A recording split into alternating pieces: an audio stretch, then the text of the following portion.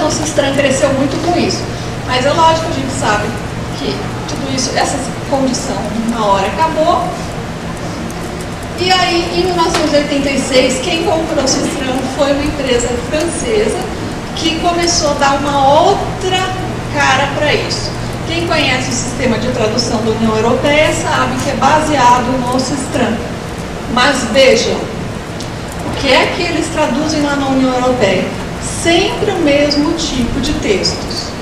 Documentos, minutas, uma série de coisas. Trabalham inclusive com língua controlada, linguagem controlada. Você tem que fazer o texto baseado naquilo e aí o tradutor automático acaba funcionando. Aí vocês podem aproveitar e chegar para o cliente de vocês e falar, ó, não, esse texto aqui está muito criativo, o senhor leva lá, troca, coloca umas palavras mais daquelas que o senhor usou no outro, que daí eu vou poder usar no tradutor automático. E quem usava o Sistran usa até hoje? O Babelfish, o tradutor da OL e a Yahoo ainda continuam usando. Aí surgiu, como eu falei para vocês, o salto qualitativo, que foi a incorporação de conceitos de corpus. Então, é a análise estatística da língua voltada para a tradução. Não precisamos ensinar tudo para o tradutor automático. Vamos ensinar algo mais frequente. A probabilidade de aparecer é maior do que uma coisa que não está aparecendo toda hora. Não se baseia nas regras gramaticais. Lembra lá no começo da IBM, eles foram ensinar as regras gramaticais. Esse aqui não tem nada a ver com regra gramatical. E são corpora paralelos, alinhados. O que é isso? O original é a tradução de várias coisas, alinha, e é isso que vai se ensinar para o tradutor automático. Bom, mas quais são os problemas de trabalhar com isso? Primeiro que, quando você vai alinhar textos, quem aqui já alinhou texto sabe como que é, você tem o original e a tradução. Vocês já devem ter feito essa experiência quando tem assim duas notícias. Tem a notícia em inglês e em português. Raramente o tamanho das duas é igual. Por quê? Ou são acrescentadas frases na tradução, então tem que explicar coisas que para o leitor de partida não precisava, explica assim para o leitor de chegada. Algumas coisas são omitidas, ou então reformulado. Tem os tradutores que são criativos, vou juntar dois parágrafos. E essa frase enorme, quem faz versão para o inglês sabe disso. Essa frase imensa, vou cortar tudo em frases menores, senão o inglês, coitado, na hora que o americano lá vai ler, no terceiro but ele se perdeu. Vamos cortar, vamos fazer umas frases menores. Então, nessa hora, o alinhamento, quer dizer, colocar o original e a tradução, que é feito automaticamente por máquina, ele vai dar mais trabalho para o pesquisador. Agora eu coloquei aqui assim para vocês, olho vivo, por quê? Provavelmente quando vocês vieram aqui, vocês pensaram, eu vou lá para assistir uma palestra que vai falar sobre como eu, tradutor, posso usar o tradutor automático para alguma coisa que eu queira. Realmente, muito bom isso, né? Só que acontece o seguinte, como a gente viu, o tradutor automático podia ter passado bronzeador. Essa vida de âncora é fogo. O tradutor automático, ele está aí disponível para qualquer um. Portanto, não são só vocês, tradutores, que podem usá-lo. Eu coloquei aqui para vocês duas situações importantíssimas de vocês conhecerem. Algumas pessoas, geralmente clientes ou donos de agência, quando eles estão de posse de uma língua exótica. Porque exótico depende, né? De repente pode ser que português seja exótico em um monte de lugares. Vamos por aqui, vamos dar um exemplo daqui. Sueco é uma língua que não tem muita gente que traduz. Aí, ao invés de eu contratar um tradutor que cobra muito caro para fazer isso, ele pensa assim, o seu cliente, eu passo no tradutor automático do sueco para o inglês E aí contrato um tradutor de inglês, que tem um monte, né, entre aspas, tem bastante gente, e com isso eu caio naquela tabela que a gente já conhece, que pode ser negociada, inclusive eu posso falar assim, você quer fazer inglês? Então eu faço com outra pessoa. Agora, eu não posso chegar para um tradutor de uma língua que ele sabe que só tem ele no raio de quilômetros e dizer, não quer fazer, eu dou para outra pessoa. Então, isso é uma situação que vocês têm que estar atentos. Pegar um texto em inglês, ou mesmo em espanhol, numa língua mais assim, italiano, de repente, está estranho, está esquisito, lembrem desta palavra, desta palestra, desconfiem, peguem todos esses itens que nós vamos ver e analisem o texto de vocês para ver se esse texto não é fruto de tradução automática, tá? Principalmente se estiver em inglês. Tem muito, dizem que o pessoal pega texto em chinês, passa no tradutor automático para o inglês e aí chama um tradutor de inglês para traduzir. Aquele texto estranhíssimo, a gente não tem como dizer. Por isso também que a gente acabou juntando tudo isso para mostrar para vocês. Porque você olha e percebe, pelo seu conhecimento da língua, que tem alguma coisa muito estranha lá. Mas você, se não tiver como provar para o seu cliente, olha, eu sei que não foi o senhor. Enganar, o senhor foi uma vítima como eu. Olha, eu sei que o senhor não acredita que esse texto foi realmente escrito em inglês. Mas, olha aqui, por esta e esta característica está mostrando que ele é uma tradução de máquina. Outro caso, esse aqui nem sempre feito por clientes nem por agências, às vezes por outros colegas de vocês, mas que pode acontecer. Eu tenho que fazer uma tradução. Aí, eu não tenho tempo, ou não sei o assunto, uma coisa. Eu passo num tradutor automático e contrato alguém para fazer uma revisão. Tá? Isso é toda semana.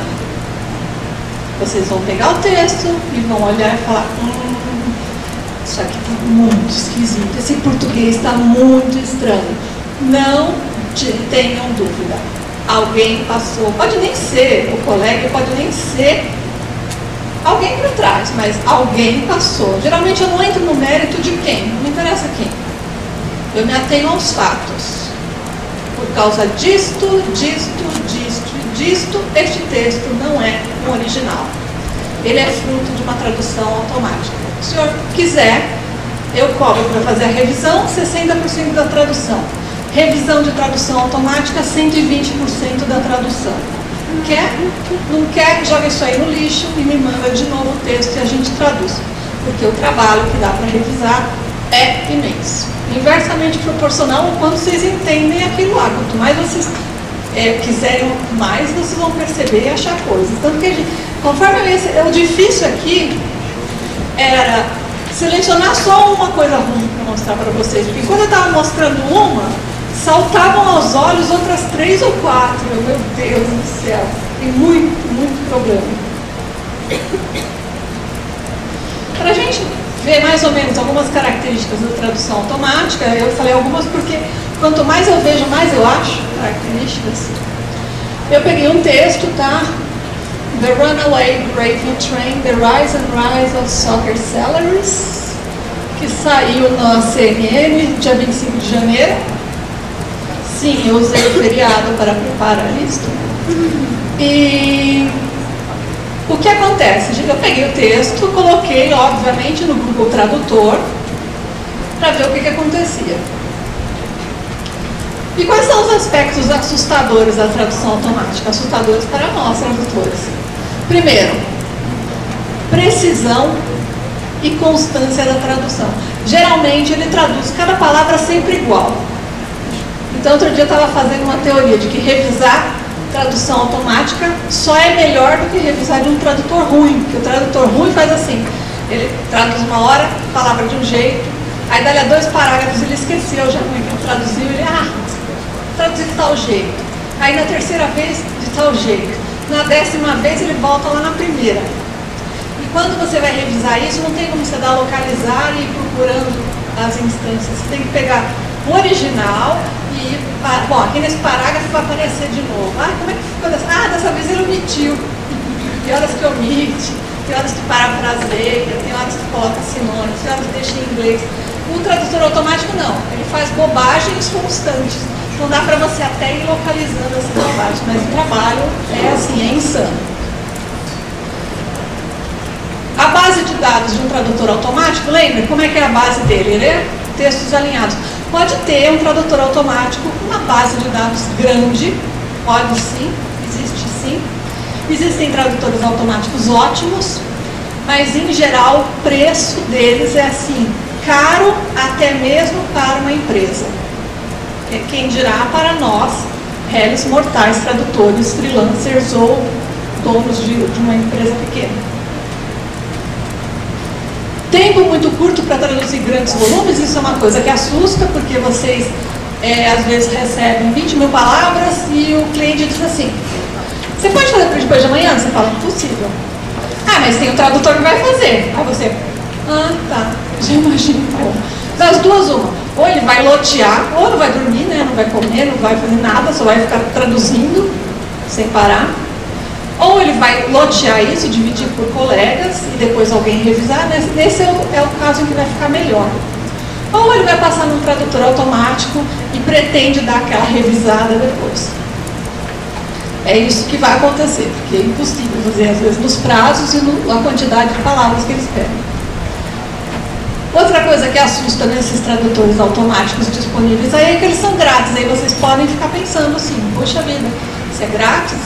Então para que ele vai querer me pagar? Realmente, será que minha tia não está certa? Será que não é melhor eu aprender a tosar cachorros?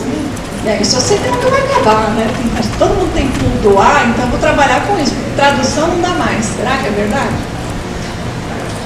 O resultado aparenta ser bom. Quem estava em algumas dessas listas de tradução grandes, quando foi lançado o Google Tradutor, se lembra do clima de féretro na lista.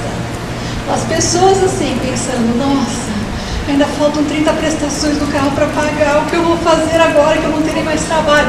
Todo mundo achava, alguns falando e outros não, mas todo mundo realmente achava que os tradutores seriam varridos da face da terra naquele momento em que saiu o Google Tradutor, porque a princípio ele parece muito bom. Quando você olha assim rapidamente, sem se ater ao nível lexical, sem se ater, assim, ele dá uma aparência de que a tradução ficou muito boa e vocês acabam, até a gente, até os profissionais, achando que sim.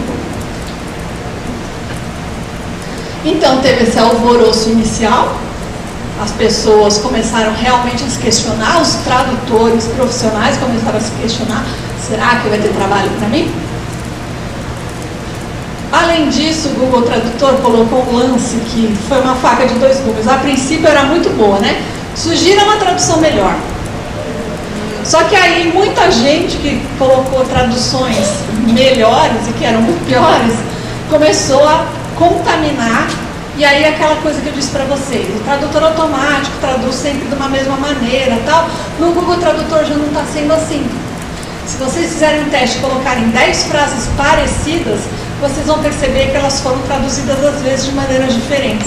Porque às vezes, para algumas delas, alguém já sugeriu uma tradução e daí então já fica uma coisa diferente. O que importa aí? Para que é essa tradução? Eu tenho uns colegas que trabalham, participam de muita sala de chat. Essas salas de chat costumam ter tradutor automático acoplado. O que acontece? Para essa finalidade, o tradutor automático é ótimo. Porque eu estou conversando com um cara que está escrevendo em uma língua que eu não tenho a mínima ideia. De repente, passando no tradutor automático, alguma ideia, apesar que vocês vão ver que ele também transforma uma coisa em outra, então pode ser até meio perigoso, né? Você está conversando com a pessoa, aí alguém começa a te xingar, você está me xingando, na tradução acharam que você falou uma outra coisa. Então, qual é o objetivo dessa tradução? Quais são as línguas envolvidas? Se de repente você tem lá no meio do seu texto uma frase de uma língua que você não conhece nenhum